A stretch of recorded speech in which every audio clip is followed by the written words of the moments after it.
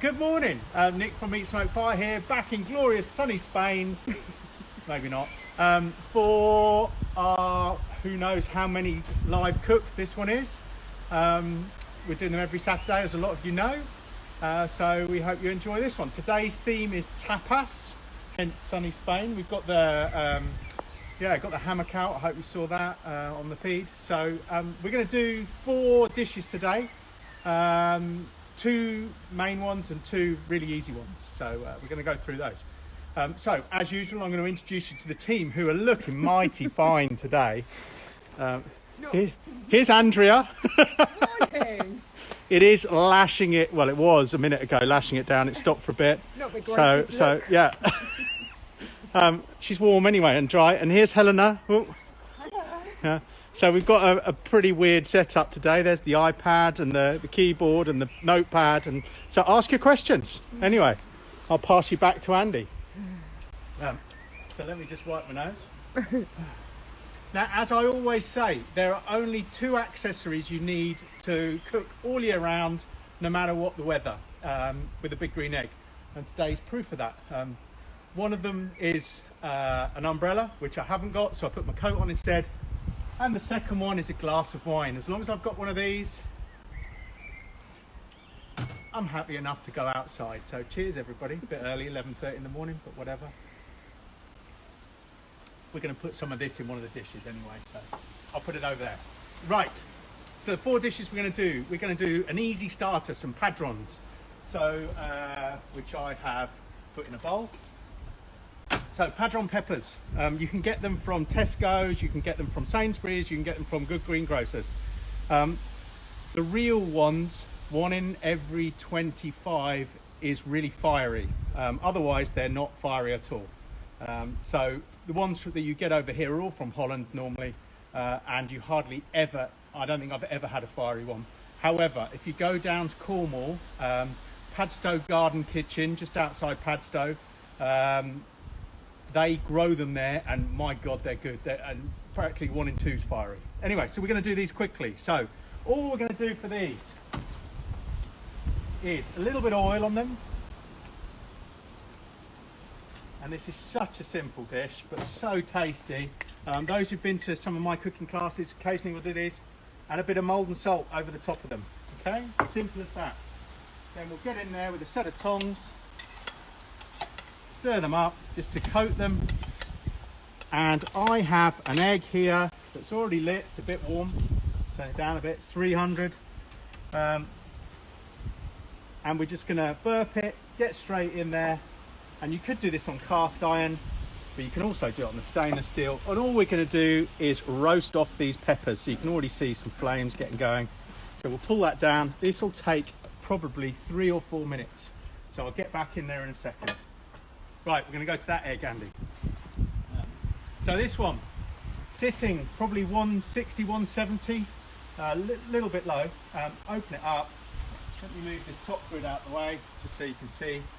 And in here, and I'll grab the handle, I have a pan of a lot of oil, but some potato chunks. So we're going to make a tortilla.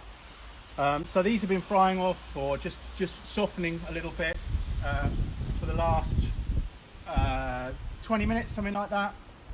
They're starting to break up now. They've still got some bite to them, which is what I want. So we're going to leave them like that. And to those, I'm going to add some onion. So I've got just over a chopped onion here in here. So I'm going to add that in, and we're going to fry that in. Let's get all of that in there.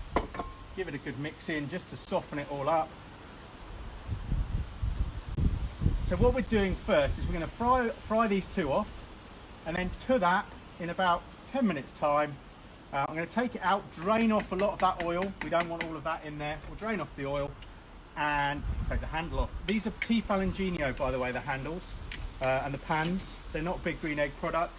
It's a stainless steel non-stick pan with the handles that come off. They're brilliant. You can get them on Amazon, so I'll link them in the recipe. So with that, we're just going to let that boil down a bit, and then we'll strain the oil off, mix it with some egg, and we'll put it all back in that pan, and we'll make a tortilla, Spanish omelette. Beautiful.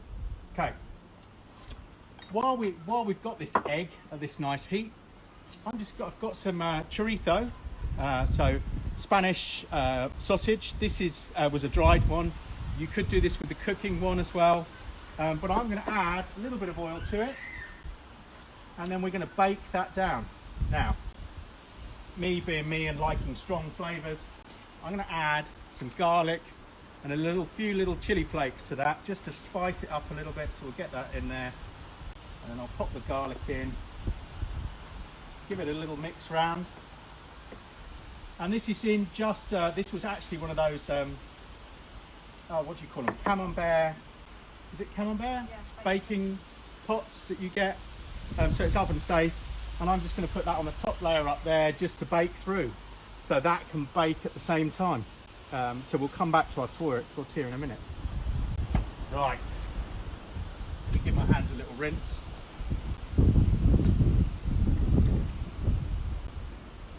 So who have we got on, Helena? What questions have you got? Someone has asked, what do you think of the barbecue candlelight? What do I think of the barbecue handle lights for night cooking? I haven't seen them, to be fair. So I've not used them, I haven't seen them, so I can't really comment. I have got a light. I tend to use a head torch because then it's pointing wherever I'm looking. But yes, there are some that you can clip onto your egg, but I've not used them. I've got too many eggs to add lights to all of them.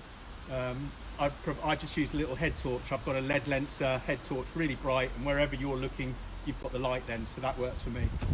Probably not the right answer. Any other questions? Someone asked about the cast iron half moon to stock the large big green egg. Cast iron half moon grid for large egg, one just like, sorry Andy, that, but probably a little bit less rusty. Came back into stock yesterday. So if you're after one of those, give me a shout and I can quote you on one. So yes, they were in stock yesterday. I don't know if they're still in stock today. Things are selling so quickly, but yes, they came in stock yesterday. Along with the Egg Genius and so on. Oh yeah, check my peppers. Thank you, Paul White. Oh, looking good. Blistering up nicely, which is exactly what we want. Thank you, Paul White. Down in Devon.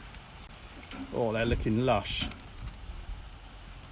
So just flip them another minute or so and those are done. So yes, other things that came in yesterday, I think Egg Genius came in. Yeah, several things.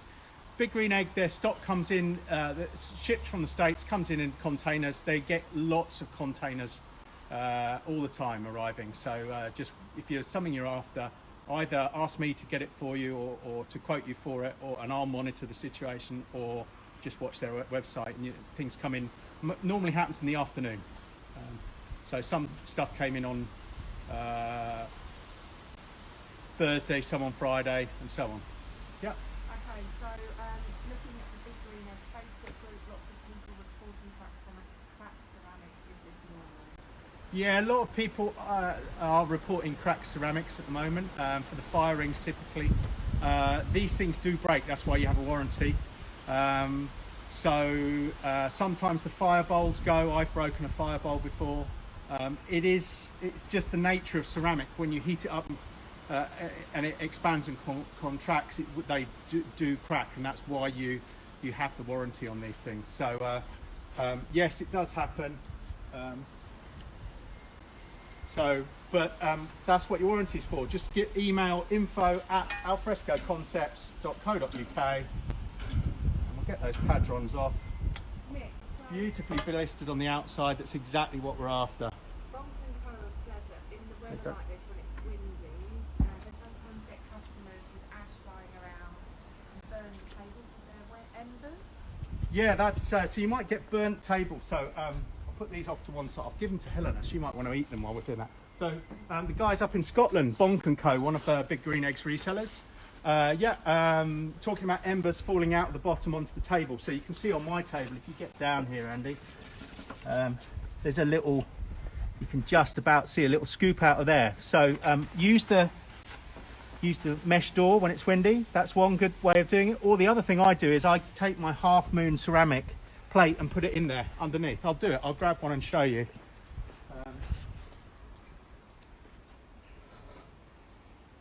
So here we go. Half Moon. It's a bit dirty, but just pop it down there underneath your door. Anything that falls out now will land on that, and it'll save your table.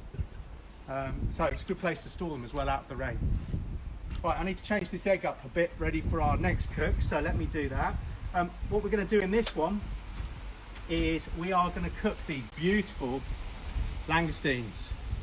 We did lobster tails last week. We were asked to do prawns this week. I couldn't get any prawns, would you believe, but I could get langoustines, so we're going with langoustines. But we'll treat these exactly like we would prawns. We'll just cook them a little bit longer. So in this egg, we're going to do a direct cook. I'll probably just move my grids up a level, just so that it's easier for you guys to see. And we're going to cook in I've got the cast iron, the large cast iron skillet. It's got a bit of rain in there, so I'll let it just warm up and dry out a little bit.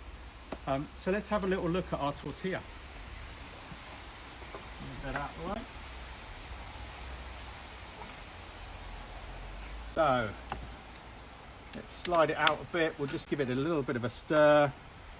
Those potatoes are a little bit on the soft side now. I've cooked them a little bit too long. So what I'm going to do is take all of that out now and mix it up. So let's do that.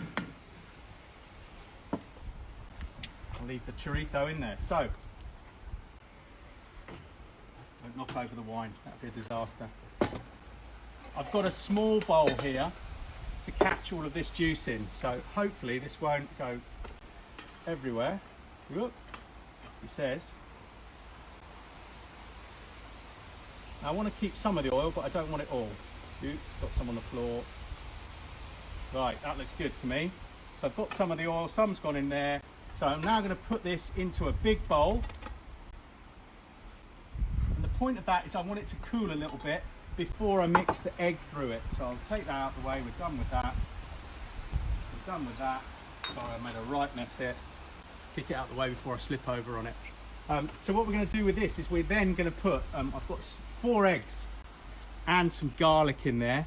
What we'll do is just stir it through, and then we're going to put it back in this pan and fry it in the pan.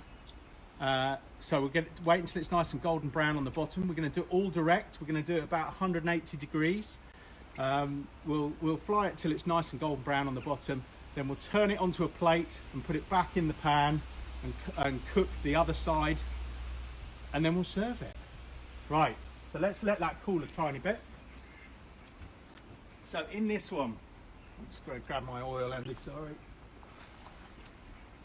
Nice cast iron pan, starting to warm up. We're going to put a bit of oil in there, 2 or 3 tablespoons of oil. And into that, I'm going to put some breadcrumbs. So this is actually homemade sourdough. I'm going to put in 4 or 5 tablespoons of that and start mixing that round just to take the butter on. And into it as well, I'm going to put some garlic. So I've got 2 crushed cloves of garlic in there. So we're going to start flavouring these breadcrumbs, just crisping them up, flavouring them with garlic. I'll pull that shut for a minute and let that warm up. Sorry, I've got to have a drink, I'm gasping. So Helena, with your lovely dry robe on and your plastic bags, any questions? Yeah, someone asked about hooks for the big green egg mahogany table to hang utensils on. What would you recommend? Yeah, so the question was about putting hooks into the mahogany tables. Yeah, anything that's weatherproof from a hardware store. Obviously, as soon as you screw something into it, you're going to invalidate any warranty you've got on your table. They're pretty sturdy, they're wood, they're a natural product. You're going to get splits and cracks in them. That's what happens with wood when you leave it outside. So, I mean, these have been out for 7 years. I personally don't put any, I haven't got any hooks on mine. I don't even have the beer can opener on them, which I should do. Yeah, I think anything that's weatherproof, so I go for something stainless steel or something brass, something that's not going to rust, and then just screw them in. so you can get hooks from any DIY store. Right, you can see these are all bubbling away nicely. Oh, it's smelling good. So we're going to get that in, get that going a bit. I'm going to give that another couple of minutes. In the meantime, we'll stir our eggs into our tortilla and get it cooking. So spoon here, just going to make a hole in the middle, get our eggs in there and a garlic, and then just stir it all through. Now my friend Carlos is probably having kittens at the moment. Is Carlos on? Yes, yes. Hi Carlos. Carlos is the master of tortilla. He taught me how to make tortilla while we were in Spain, in fact. So on a villa holiday.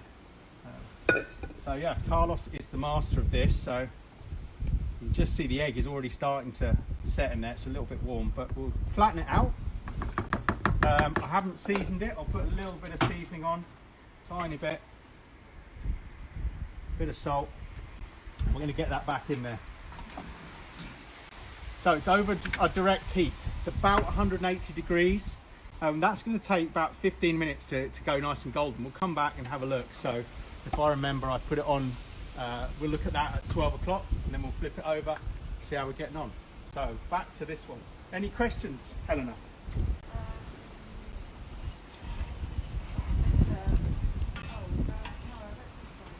Okay, no comments on my tortilla from Carlos. Perfect, yeah, I should have said that. It's really windy out here. We've got cut up old socks covering all the microphones to stop the wind. No, everything's good. Perfect. Someone's asked about classes, but I said that we're still... Yeah, so classes, sorry, I'm going to put some tomato puree in there and just fry that off a bit, a couple of tablespoons. We'll mix that around. Tomato puree is always good fried. So if you can get it in there, fry it, mix it in with those breadcrumbs.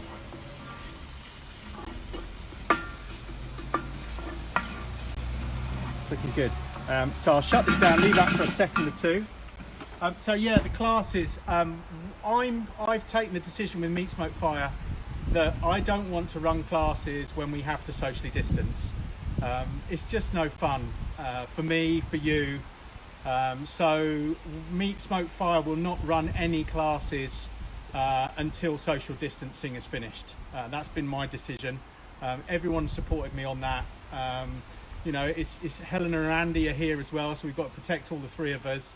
Having said that, Julie, who does run some classes, I pass her Meat Smoke Fire classes to Julie. Julie has started running classes again, so if you want to get in contact with Julie Connor and have a private class, then again, she will social distance. She's happy to do it. I'm just not happy. I wouldn't enjoy it. So, but she has taken the decision for her business that she's happy to run those classes. So Julie is running classes. I think she ran her first one yesterday. She has a big backlog of classes to get through. But do feel free to contact Julie. If you need her details, you can email her at Meat Smoke Fire. So it's Julie at Meat Smoke Fire. But I must state those classes are not part of Meat Smoke Fire as a business. We're not running them. Right, get in there. That's looking great. So to this, we're going to add just over a tablespoon, a tin and a half of tomato, chopped tomato. So we're going to get those in there. The breadcrumbs will get soaked in. Now this is where that wine comes in. Sadly, it's all going in. Bit of white wine. Stir that around. Now a lot of people ask about cooking on pans like this in eggs and does it get the smoky flavour? Yes, it does. The smoke comes up and around and will go in, so you'll get that. We are going to put into it a good Spanish ingredient. Some pimenton, pepper basically, red pepper roasted. I'm going to put just over a teaspoon of that in there. I'll put maybe another half, it looks nice. Just to give it that fiery red thing. When you buy, if you ever buy this make, have a look down here that says sweet. There's one that has 3 chilies on it, meaning it's hot. It is mighty hot. So don't confuse the two of them. Definitely don't put in a teaspoon and a half of that one if you've got guests. They won't appreciate it. I've done it. I cooked a Thai meal once for a colleague, Joe Doucette, who lives in the States, and I misread teaspoon for tablespoon, and we had one fiery Thai curry that night. Right, let's go in with these lovely langoustines. So they're just going to go in.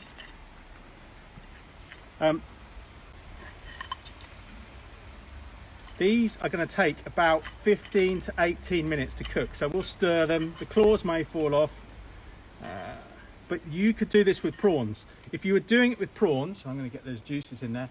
If you're doing it with prawns, this dish with prawns, what I would do, I'm going to shut this now. I would reduce the sauce a bit more and then put the prawns in a bit later. You don't need to be cooking the prawns for 15, 18 minutes like you do a langoustine. I'd say 6 minutes, 7 minutes is fine for those. Right, they're looking good. So they're going in. Didn't put any salt, pepper in. Let me just do that before I forget. Sorry, pre-crushed, cheats pepper, a little bit of salt. Okay, we'll turn those in a minute. Let's go and have a little look at how our tortilla's coming on. The last thing we want to do is burn the bottom of this. So if I just slide this top layer back, just so you get a better look at this, you can see it bubbling nicely around the edges. It's starting to set. That is going to be absolutely cracking, hopefully. Might be a bit much oil, but we can drain it off for the next bit as well. Pull those back. They are starting to bubble, so I'll give those a little stir as well.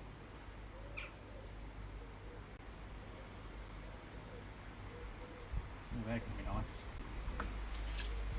Okay. Right. Any questions, Helena? No questions. Someone asked what knife you use. Yeah, question on what knife I use. It's actually a Japanese knife that I picked up while I was in Japan last year. So found a very nice knife shop and made the purchase. And it's engraved with my name in Japanese writing. Apparently, it might say Plonker or something on it. I did ask him to put Nick on it, but we'll never know. Andy, you shouldn't laugh at that. Sorry. So yeah, it's Japanese steel knife. It's got a hard edge, and then it's made up of layers. So the outsides, if you look at the top of it, you can see the outside's colour. They're not stainless, so they will colour, but it stays really sharp. And I use an electric knife sharpener that you pull the knife through to sharpen it, rather than a stone. You should do it on a stone, but I use an electric one. It works really well. Any other questions? No, someone said they need to do some realignment, but I just said you've got a video on the website. Yes, so realignment, they're probably, if you come and look at this one, Andy, it's got a tiny bit now. If you look down, you can see that this front bit, bottom bit sticks out a bit from the front. They call it underbite. Essentially, your bands, as they go back, what will have happened as your eggs got hotter, at the back, the bottom one will have slipped down and it pulls the whole of the front one, the top back a bit. So you need to realign these bands. I've done a video for this old style band. I'm going to do, and I keep saying it, I'm going to do a video for the new style band. It's not difficult to do. So I'll try and do that this week if the weather gets a little bit better. Right, let's have a look at these. Ooh, starting to bubble through nicely. So I'm going to turn these over just so they cook both sides.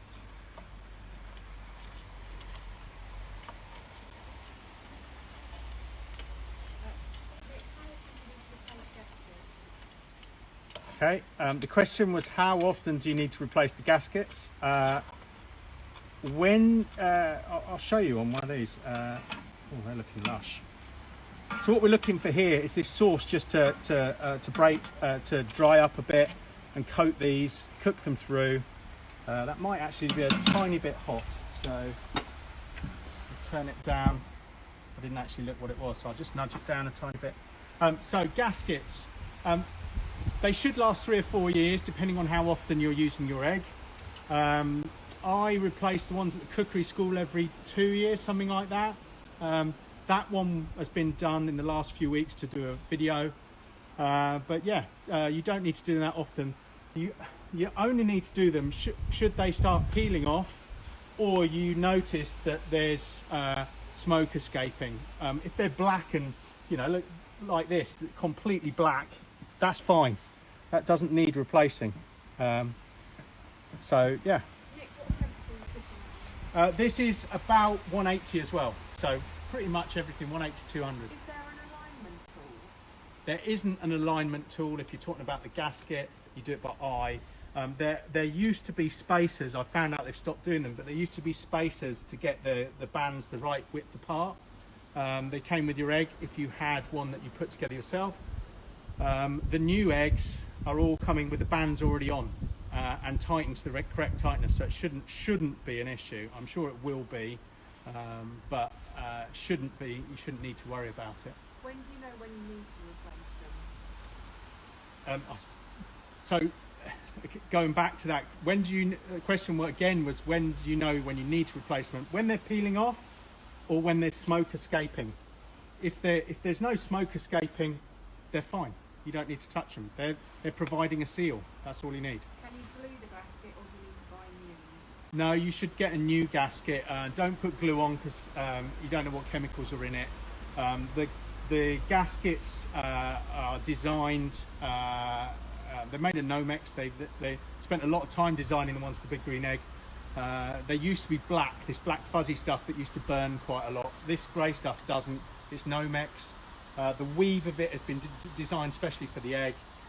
They come with they're what do you call them? Double-sided sticky tape almost on the back. They're self-adhesive. That's what I mean. So you basically take the old one off, you clean it, clean off the any residue glue, and then put the new gasket on. Leave it for a day to set, and then you can use it. But that's all in the video on my YouTube channel. So the lovely man that you met at Sainsbury's yesterday. Yes. Jazz Farm 69. Yeah. Hi, Jazz Farm 69. Very embarrassing yesterday. I was doing the shopping for all of this. Not embarrassing, but and this guy walks up to me, social distancing, walks up to me and goes, "So what are you cooking tomorrow then?" And just totally threw me. Totally threw me. Very funny. And there I am picking the padrons off the top shelf at that point. So yeah. He's got a joint with topside beef. Yeah. Cooked direct or indirect? Joint of beef, definitely an indirect, and I do like, if it's a joint, I like to go reverse sear, so I cook it slowly. You don't want a piece of topside, can be a bit tough, so you don't want to overcook it. So I'd reverse sear it, so I bring it up to temperature really slowly, so egg at 110, indirect, and then take the plate setter out, get it really hot, and then just sear the outside. So when I say really hot, I mean 250 degrees. This one is a bit warm. We'll turn that down a tiny bit. So yeah, 250 degrees, and just sear the outside. The initial bit where you bring it up, if you like it medium rare, bring it up to 48 degrees centigrade, internal to the meat. Take it off, get your egg nice and hot, and then sear it. And that sear will bring it up the rest, so it will come up to about 57 degrees C, and that'll be perfect. That's what I do. So You're right there, Andy. You're getting cold. Nope, I'm good. can we get back to gaskets for a moment? Oh, back to gaskets. Yes. So Let's have a look at this. It's Okay. much more fun. There you go. Look at that. Now, go on. You can ask the questions, Helena. sorry, do you have to take the lid off when you replace the gasket, or can you leave it on? Can you fix the top one? It's so much easier if you take the lid off, but then you've got to take the lid off. I always take the lid off. I'm not scared of doing it. So now I'm going to put some lemon wedges in here. The point of that is I like to cook the lemon a bit, so I'm just going to scatter them around to squeeze over it later. Adds a nice bit of colour as well, but I like to cook them because it will soften up the lemons. Some people, you might have seen recipes where people put limes in the microwave for like 20 seconds. So this is looking beautiful. Nick, Yeah. so if you have got Next question how coming. long does an egg run with a full load of big green, a full load of charcoal at 110. I'd say it's probably about Yeah, 24 so hours. a large big green egg with a full basket, fire basket or fire bowl of big green egg charcoal will go for at least 24 hours at 110 degrees. If you open it up and get it really hot and do pizzas, it will last 2 hours, maybe. But 24 hours at 110. If your egg is not doing 24 hours at 110 degrees, you are not putting enough charcoal in, or you're not using the right charcoal. And how do you protect the egg genius when the weather's a bit iffy? Are they waterproof? So I don't think the Egg Genius is waterproof, which is a bit stupid really, since you're going to leave it out overnight. For those of you who don't know, the Egg Genius is a little fan that plugs on the bottom door with a temperature probe and will hold your egg at the perfect temperature. I don't believe they're waterproof. I have mine in the tables, and then I just cover them with a plastic Tupperware pot. Really technical. Just lay it over the top, a bit like an umbrella for an Egg Genius. Works a treat. Mr. White just reminded you it's nearly 12 o'clock. Right, thank you, Mr. White. God, I share a room with Paul when I ski. Let's have a look. I'm not sure we're going to be brown enough yet underneath. I'm going to just get rid of a bit of this oil in my oil pan. Oh, I don't know. I'm going to give that another 5. And then remind me again, Paul. Have you ever cooked on wood rather than charcoal on the big green egg? No, we don't advise you to use wood inside other than wood chips and chunks that have been thoroughly seasoned. The resins within the wood are not good for cooking, so that's why you need seasoned wood chips and chunks. But no, I don't cook over wood in here. You won't find people cook over embers whenever they use wood. So yeah, don't do it. It's not advised. No reason to do it. The only place I do cook over wood is on a FIA, the fire pit with the wood hanging out the top, and then I'm cooking around the outside. Have you got alternative charcoal suppliers on the website? Are there alternative charcoal suppliers to Big Green Egg? The ones that people seem to like, I haven't used them all. Stag, based in Hertfordshire, Oxford Charcoal, based in Oxford, Whittle and Flame, also based in Oxford, who are the guys who used to work at Oxford Charcoal. They're the guys, Matt, who works with DJ Barbecue. Theirs is some of the best charcoal apparently. I've not used it. Some people get good results with green olive. I don't like it. Personal thing. I tend to make sure I've always got Big Green Egg stuff in, but I know that they have run out of the large bags of charcoal this week. Hence I haven't got any here available to sell, unfortunately. I've got enough to hopefully to keep me going and doing these sessions until there's more in. So I think it's due in. Some will come in over the next few months, but until they're totally restocked might take a little while. It's a supply issue in the States, not a problem with Big Green Egg UK. It's been that the guys in the States haven't been able to ship it, is my understanding. Right, let's have a look. We're going to flip it. I hate doing this. Looking forward to it. Oh, thanks, Carlos. If it's not brown enough, we're going to go with it anyway, just for this. But anyway, I'm getting all my excuses in early. Right, I don't like this bit. And I have no choice but to film you. I do apologise. Right, get a plate. One that is bigger than your pan. Now this is exactly the same size as the pan. Get your oven gloves on just in case. No, you do need them on. I hate this bit. Here we go, bravo. Are we ready? Yeah. 3, 2, 1, hop!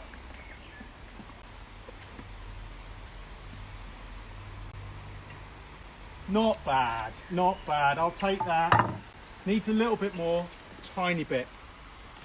Another 2 or 3 minutes. We'll put a filter on it, it'll look fine. Or is that cheating?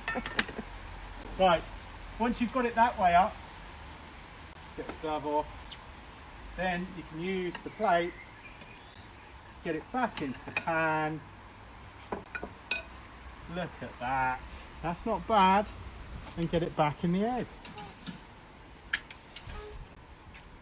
All good there. About 10 minutes on the other side. I'm pretty impressed with that. And our chorizo at the top, look at that. Bubbling away, looking beautiful. Okay. Someone asked about cleaning your egg. Yep. How often do you take literally everything out? Okay, cleaning your egg, and how often do you take everything out of your egg? I tend to do it every 10 or 15 cooks. If you lift the charcoal out of your fire bowl, you'll see there's 6 holes around it. Those holes need to be unblocked, but ash will fall down the back, so you do need to clear those out. So lift everything out, and I just use a dustpan and brush to brush it down. Wait until it's cold. Don't do it when it's hot. Right, let's have a look. I'm going to get this off, I think.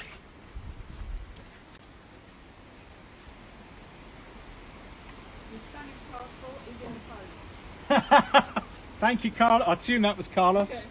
Apparently my Spanish passport is in the post. But I didn't put a timer on these bad boys, but they are looking delicious. I'm going to do another 2 minutes, and then we should be pretty much delivering everything on time. I might sprinkle that with a bit of parsley at the end, but I think that is looking delicious. The other dishes that you could do, so during the week we did some, I called it boquerones. It was whitebait.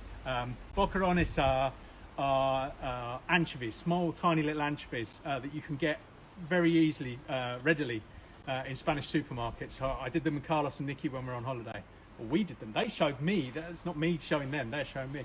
So we've done those quite a few times. But basically, if you buy whitebait, just dust them in flour and then deep fry them in the wok, in the egg. We served them on sourdough this week. Andy, what were they like? Amazing, epic. One of my favourites. So Andy's favourite dish is whitebait, so we did that.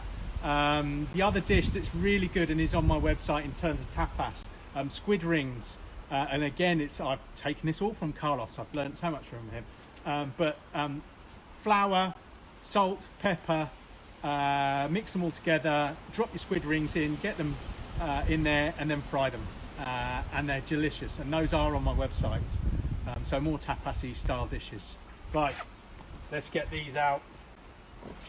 I think these look lush. Let's get a bit of parsley over them. Okay, so Looking good. what would you suggest for 3/4 dozen of lamb chops, or 3/4 each dozen of lamb chops on an egg?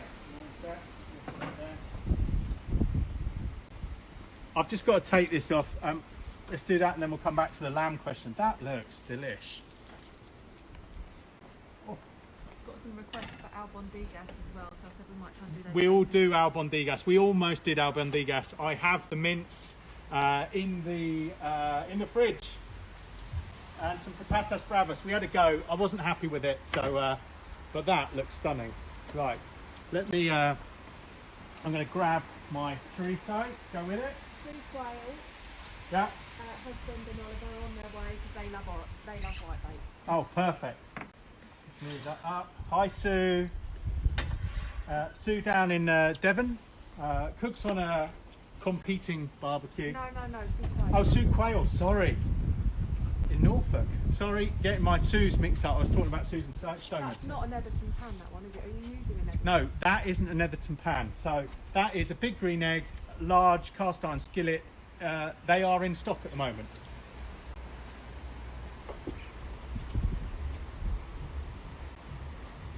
I've got another minute. Then we're done. Right. Well, I am the cook. Oh, that's a large glass. Cheers. So yeah, Sue from Norfolk. I did a private class with her and her husband and Oliver. So and the rest of the family. So yeah, yeah. Glad you're watching. It's nice to know you're all watching. So cheers. And I believe it was a rainy day like today that day as well, from a recollection for bits of it. Right, let's get this tortilla out. Any more questions while I do that, Helena?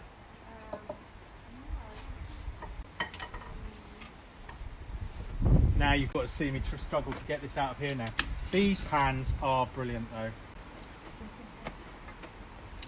Apparently, Keith Boyd would have been tipsy by now. Yeah. This is the difficult bit. Oop. Oh. Here we go. Oh, lost the edge. And a little bit stuck on the bottom. Oh. I'm happy with that. How's that look? A little bit more colour, but that is not a bad tortilla. And you can have this hot or cold. So let's put it over here. Oh yes, reminder about the lamb chops question, please. There you go. Right. So the lamb chops.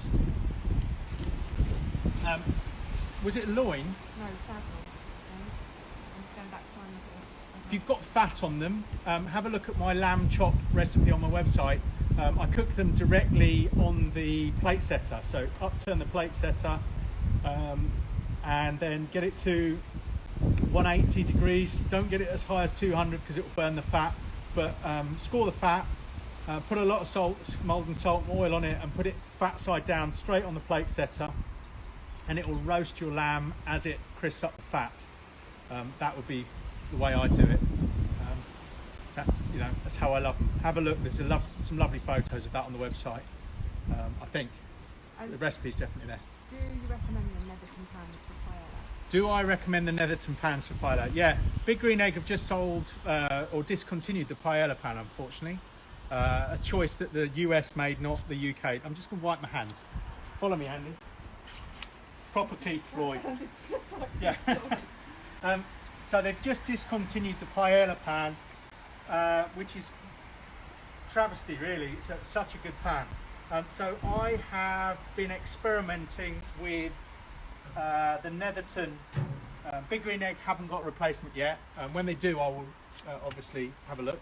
But Netherton Foundry have what they call a prospector pan, and there's one that's 14 inch. It's exactly the same size and dimensions as the Big Green Egg paella pan. We made paella in it the other day, and it was stunning.